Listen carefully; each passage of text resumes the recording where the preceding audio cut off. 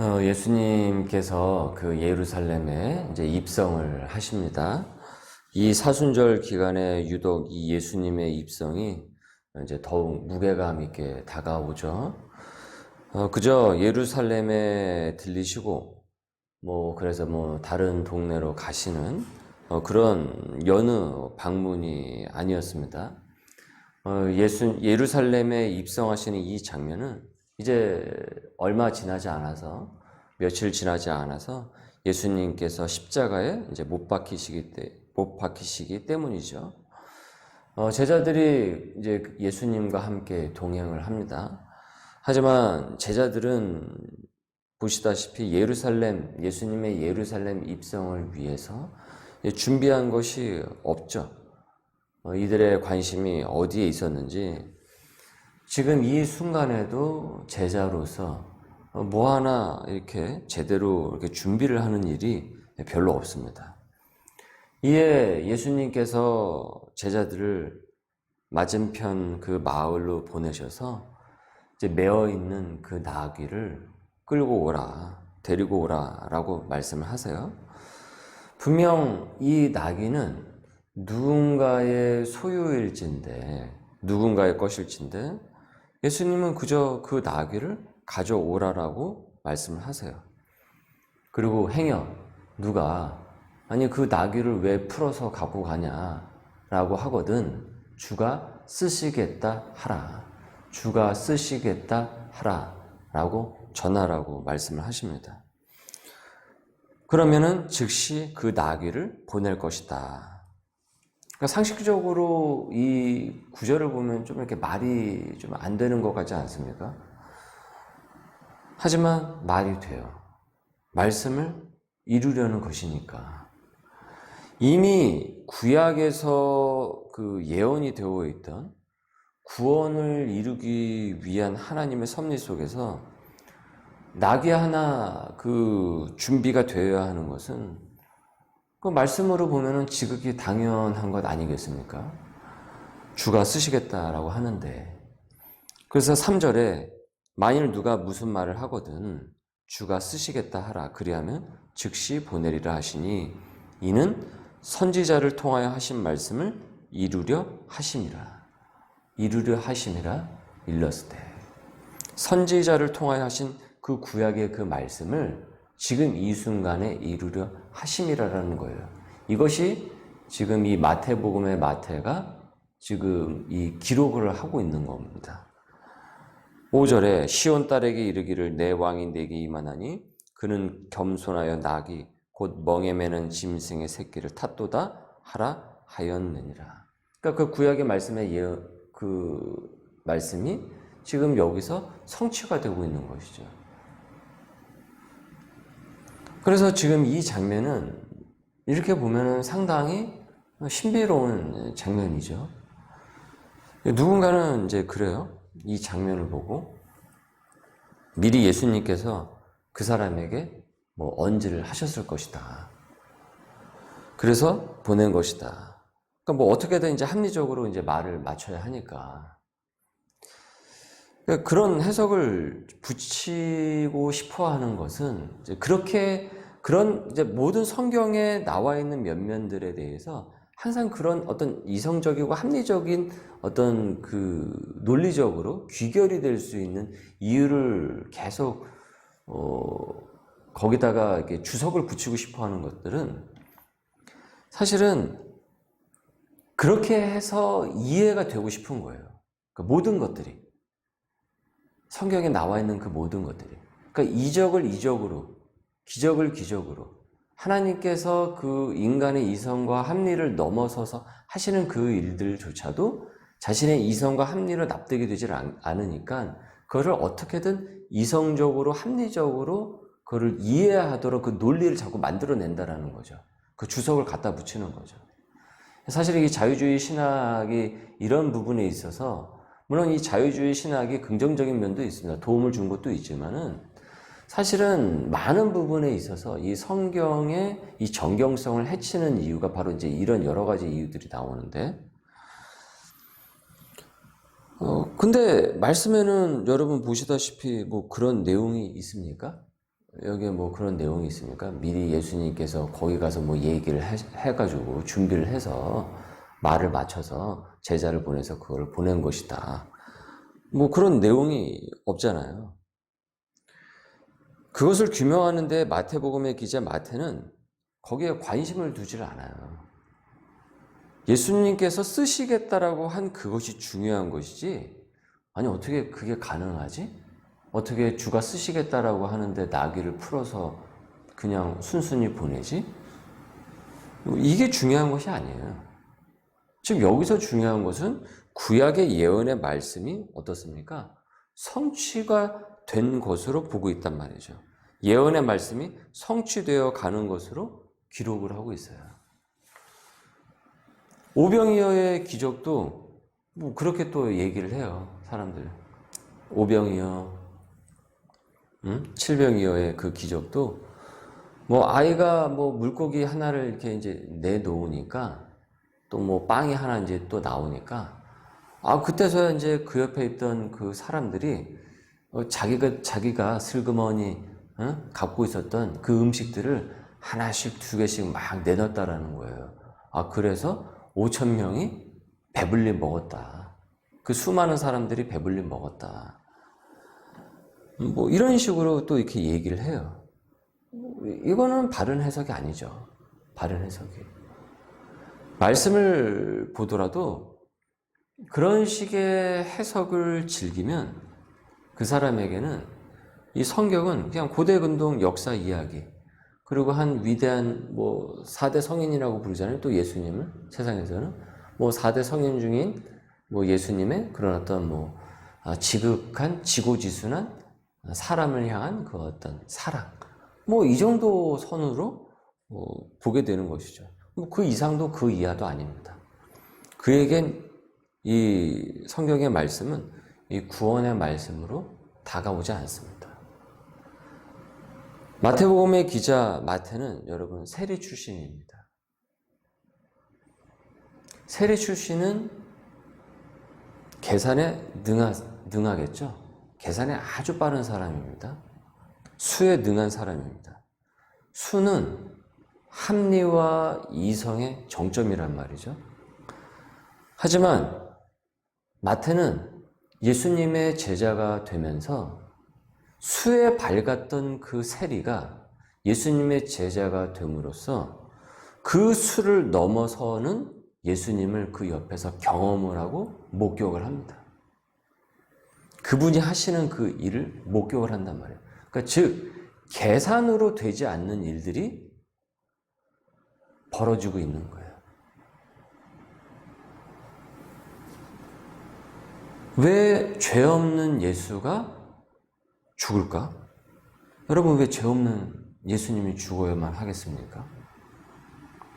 왜 십자가에 돌아가시기 위해서 예수님께서 예루살렘에 이렇게 입성을 하실까? 훗날 예수 그리스도의 부활, 십자가와 부활을 목격한 이후에 마태가 되돌아보면서 이 마태복음을 기록을 했겠죠. 이 마태복음을. 그러면서 그것을 낱낱이 있던 사실들을 기록한 것 아니겠습니까? 왜 하나님의 아들 독생자 예수가 죄인을 위해서 죽어야 하는가? 죽으려면 죄인이 죽어야지 왜 성자 하나님께서 고초를 겪으셔야 하는가? 이것은 마태가 예수님의 제자가 되기 전에 세리로서 갖고 있던 그 개념, 이성적이고 합리적인 그 사고, 수, 계산 이런 것들을 넘어서는 일이죠. 이 하나님의 사랑과 은혜가 그 계산을 넘어선단 말이에요.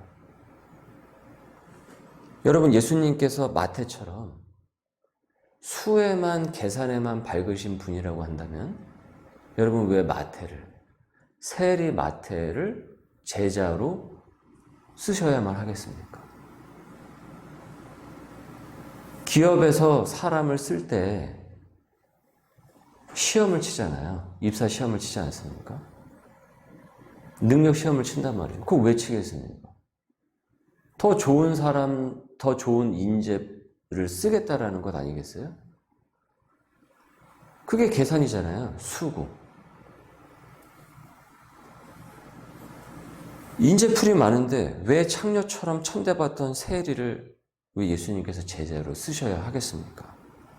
보는 시선도 많을 텐데 하필이면 왜 손가락질을 하는 그런 사람을 예수님께서 그 제자로 부르시고 급기야 신약 성서의 첫 시작이 되는 이 마태복음, 우리가 보고 있는 이 한글 성경에서 이 첫 시작이 되는 이 마태복음을 쓰게 되었던 것입니까? 하나님께서 하시는 그 일들은 그 수를 넘어서요. 넘어섭니다. 그런데 우리의 신앙의 시야가 거기에 갇혀서는 안 되겠죠. 우리의 계산으로, 얄팍한 수로. 하나님께서 내게 하실 일을 내 머릿속의 계산으로 짜맞출 수 없다라는 것입니다. 제자들은 예수님께서 명하신 대로 해요. 명하신 대로. 나귀를 데리고 오고 그리고 자기들의 겉옷을 이제서야 그 나귀 위에 이제 얹습니다. 예수님께서 그 위에 타세요. 말씀이 하나씩 하나씩 성취되어 가고 있습니다. 사람들이 예수님의 입성을 이제 지켜보면서 호산나 다윗의 자손이요. 종려나무 가지를 흔들면서 찬송하리로다. 주의 이름으로 오시는 이여 가장 높은 곳에 호산나 호산나 하면서 막 이렇게 찬양을 합니다. 이 환영의 소리가 얼마나 컸는지 10절에 보니까 예수께서 예루살렘에 들어가시니 온 성이 예루살렘 온 성이 소동하여 이르되 누구냐? 아니 무슨 일이냐? 누가 오길래 그러냐? 이렇게 하거늘 무리가 이르되 갈릴리인 나사렛에서 나온 선지자 예수라 하니라. 이렇게 예수님을 막 이제 환영을 해요. 드디어 예루살렘이 메시아가 왔다라고 열광하고 환호를 하지만 이 무리들 중 상당수는 일주일도 지나질 않아서 예수님을 이제는 십자가에 못 박으라고 나중에 보게 되면 이제 외칩니다. 이 무리들 중 상당수가 예수님이 자기들이 기대했던 어떤 정치적 예수, 가령 로마의 압제에서 해방시켜줄 왕으로는 도무지 이제 보이지 않았기 때문에 그랬던 것이죠. 이들이 막 환영을 하지만은 각자 이 사람들이 온전하게 그 구원의 예수님으로 바라보는 사람들보다는 다들 자기 나름대로의 계산을 갖고 예수님을 바라보지 않았겠습니까? 이것을 나를 위해서, 우리를 위해서 예수님께서 이걸 해주시겠지? 지금 이와 같은 어려운 로마의 압제 여러 가지 정치적인 상황과 이런 문제들이 있는데 이런 것을 해결해 줄 만한 사람 아닐까? 이런 나름 각각의 그 기대 심리가 있지 않았겠어요? 그런데 자신들이 생각한 그 계산과 예수님이 보이고 있는 행보는 어떻습니까? 틀리게 가고 있는 거예요. 십자가를 지면 안 되는 것이란 말이죠. 예수님께서 말씀의 근거에서 사람들에게 죄의 근원적 문제로 이 구약의 말씀을 성취하시기 위해서 지금 이 땅에 오셨는데 이 대중의 계산은 어디에 있었던 것이에요? 구원의 메시아가 아니라 정치적 메시아에 있었던 것이죠. 정치적 메시아에. 그 수에 예수님을 딱 가둬버리게 되니까 정치적인 예수로 딱 가둬버리게 되니까 어떻습니까? 예수님을 자기들의 수에 가둬버리니 더 이상 예수님은 메시아가 아니게 된 것이죠. 예언의 말씀이 성취되지 않는 것으로 자기들의 계산에 따라서 성취되지 않는 것으로 이들은 해석을 했다라는 거예요. 그래서 이 해석은 자기 욕심과 야망으로부터 나왔기 때문에 어떻습니까? 금세 비난과 분노로 바뀌게 되는 것이죠. 여러분, 이 사순절을 우리가 보내면서, 이 기간을 보내면서 여러분, 나는 예수님을 바로 알고 있습니까? 정말 바로 알고 있습니까? 성경 말씀이 무엇을 말하려고 하는지, 무엇을 말씀을 하려고 하는지 진정 알고 있습니까? 하나님께서 나를 향한 구원의 계획을 나의 어떤 얄팍한 그 얼마 되지도 않는 그 계산으로, 세리의 계산으로 가둬버리는 미련을 범하고 있지는 않습니까? 그래서 여기에 대중처럼 호산나 했다가 하나님 아버지 막 이렇게 했다가 금세 분노하고 실망하고 에이 믿어도 소용없어. 믿어도 소용없어. 뭐 기도했는데 뭐 일도 잘 안 풀리는 것 같고 뭐 내가 그렇게 했는데 뭐 교회 다니면 뭐가 더 잘 될 줄 알았는데 가만 보니까 그런 것 같지도 않고 뭐 예수 믿어봤자 소용없어. 교회 나가서 뭐해? 행여. 그런 마음을 갖지는 않았습니까? 최근에 나는 신이다 라는 그 이단 사이비 다큐가 지금 계속 막 이슈가 되고 있죠. 그 넷플릭스 공급망을 이제 타니까 전 세계로 나갑니다. 사실 그 다큐 옛날에 공중파에서 20년, 30년 전에도 계속 있었습니다. 그 뭐 어제 오늘의 일도 아니었어요. 그런데 이제 이게 지금 또 뭐 얼마 전서부터 갑자기 이것이 큰 이슈가 되고 막 지금 보도가 되고 있는데, 그러니까 파급이 좀 예전보다는 굉장히 커졌어요. 여러분, 이단 사이비의 주요 문법이 무엇일까요? 이단 사이비의 문법이 무엇이겠습니까? 그들이 사용하고 있는 그 문법이 무엇입니까? 자기 계산대로, 각자 대중이 생각하고 있는 그 계산대로 움직여 줄 수 있는, 자기 욕구를 실현시켜 줄 수 있는 그 메시아로 다가온다라는 거예요. 이것이 그들이 내세우고 있는 주요 문법이에요. 그런데 그 문법에 자기가 당합니다. 자기가 결국은 당해요. 그 가짜 메시아는 그 욕구를 건드려서 나를 이용을 합니다. 나를 고갈을 시키고요. 나를 난장판으로 만들어 놓습니다. 이것이 사단 마귀가 쓰는 전법입니다. 그래서 사단 메시아가 바로 가짜 메시아인 거예요. 근데 이 가짜 메시아가 어떻습니까? 진짜로 둔갑을 해서 나에게 다가오게 되는 것이죠. 우리는 이것을 분별할 수 있고 구분할 수 있어야 됩니다. 그래서 나의 계산을 내려놓고 나의 수를 내려놓고 온전히 그리스도의 말씀, 하나님의 말씀을 받아들일 수 있어야 돼요. 마태가 자신이 나귀에 풀어서 메어 있는 나귀를 풀어서 데리고 오라라고 하는 것을 여기서 어떻게 그런 일이 일어날 수 있지? 이와 같은 예전의 세리식의 어떤 계산과 그 문법으로 지금 이 지면을 낭비를 하고 있는 것이 아니라 구약의 그 말씀을 실현하기 위해서 했더라. 그 말씀을 실현시키기 위해서 성취하기 위해서다라고 지금 이 마태복음을 기록을 하고 있단 말이죠. 그러니까 마태는 이제는 예전에 세리로서 살고 있었던 자신의 그 수와 계산을 다 버린 거예요. 그리고 이제는 누구를 온전히 바라보고 있는 것입니까? 온전히 하나님, 예수 그리스도를 바라보고 있는 것이에요. 그가 그의 얄팍한 수를 내려놓게 되니까 이제 진정한 예수 그리스도의 제자로서, 하나님의 사람으로서, 그 사도로서 자신의 삶을 일궈 나가고 소명의 삶으로 살아나갔던 것입니다. 참 메시아 되신 예수님은 지금 죄인을 위해서 어떻습니까? 예루살렘에 입성을 하십니다. 그리고 십자가를 지시죠. 거짓 메시아와 전혀 다릅니다. 우리 사순절 셋째 주일을 앞두고 있습니다.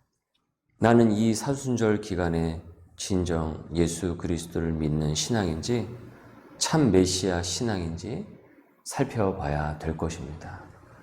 내 계산 속의 메시아가 아닌 진정 호산나 참 메시아로 인식하고 고백하는 우리 소명의 식구들 될 수 있기를 소망합니다. 기도하겠습니다. 주님, 이 사순절 기간이 온전한 예수님의 사람으로 성화되기를 원합니다. 나의 얄팍함이 거대한 하나님의 섭리를 함부로 재단하지 않기를 원합니다. 입으로만 호산나가 아닌 말과 행실로서 호산나 외치는, 진실로서 주님을 맞는 이 기간, 이 시간이 되게 하여 주시옵소서. 오늘도 성령 충만한 하루가 될 수 있도록, 주님과 동행하는 귀한 하루가 되도록 역사하옵소서. 예수님의 이름으로 기도드립니다. 아멘.